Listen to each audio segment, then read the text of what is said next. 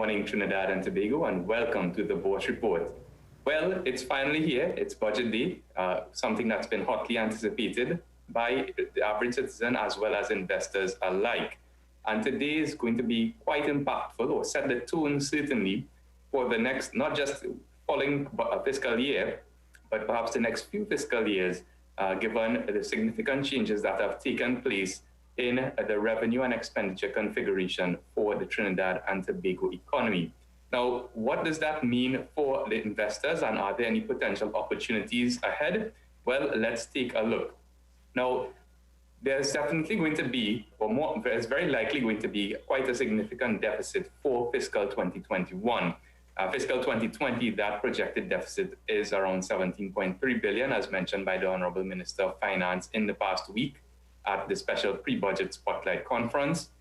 And this year is expected that about analyst estimates would put that deficit in the range of somewhere between 7 to 12 billion TT dollars. So the most important consideration for the Minister of Finance as well as investors is how is that deficit going to be funded?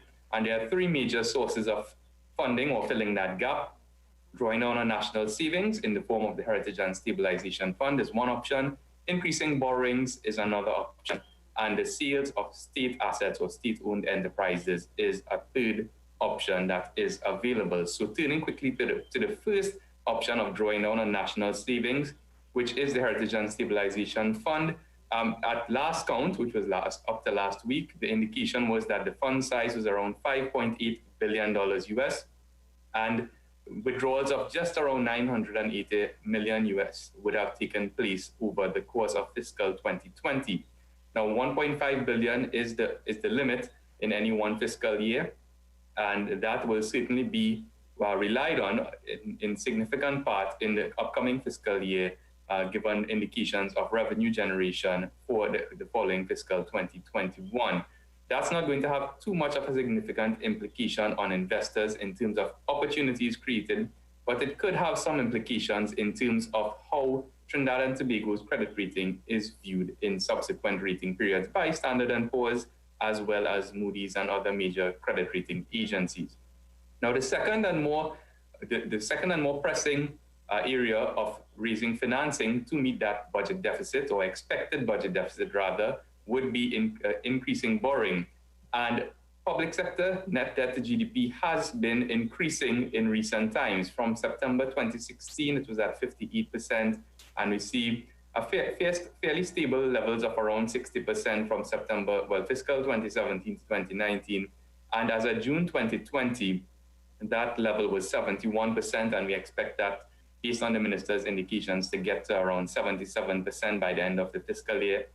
And one of the important trends that we've noticed, or that investors might notice, is that external debt as a proportion of overall net public sector debt to GDP has increased from around that 16% level to recently 19% as of June 2020.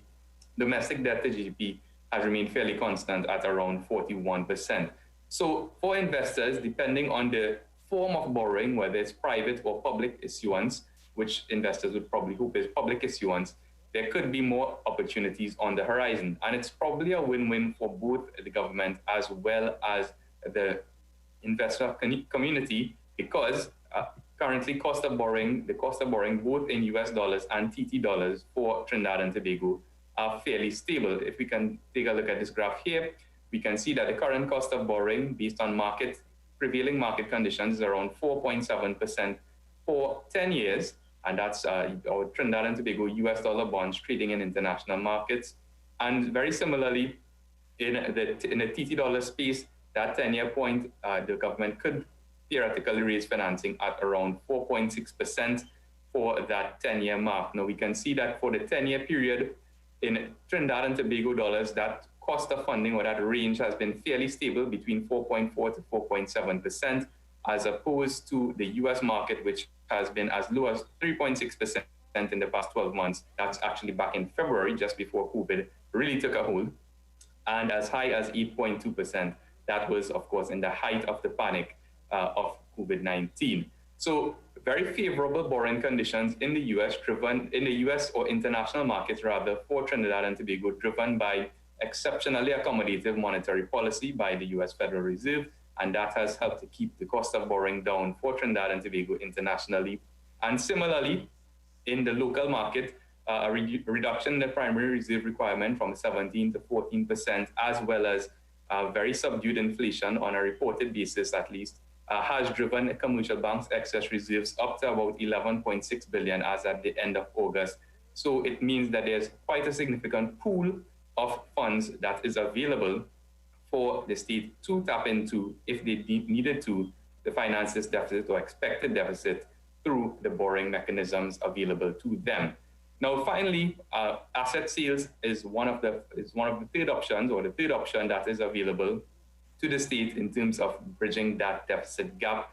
And certainly it could mean investor opportunities in the form of initial public offerings for up until now private state enterprises that could be going public, or additional public offerings for some of those state enterprises that may have already been listed and are already trading on the Trinidad and Tobago Stock Exchange and could be up for further divestment by the state. And some of those names that come to mind would be TTNGL, National Enterprises Limited, as well as First Citizens Bank, some of the major notable state-owned enterprises that are publicly traded at this point in time.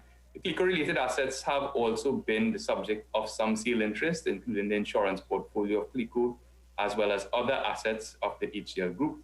And those could also be on chopping block, whether or not they are sold by private method or to the public would determine the extent of investor opportunities available for investors in the upcoming fiscal year. So certainly it's going to be quite an exciting time for investors and a very impactful time in terms of the direction that is going to be driven by the Minister of Finance in his budget speech later today. And of course, we here at BOSS and indeed the entire country would wish him well as he delivers this quite important speech and setting off the pace, as it were, for the upcoming fiscal year. Well, that's it for this week's edition. For more information, of course, you can check out our website at bossinvestment.com, email us at invest@bossfinancial.com, or give us a call at 2BOSS or 226-8773.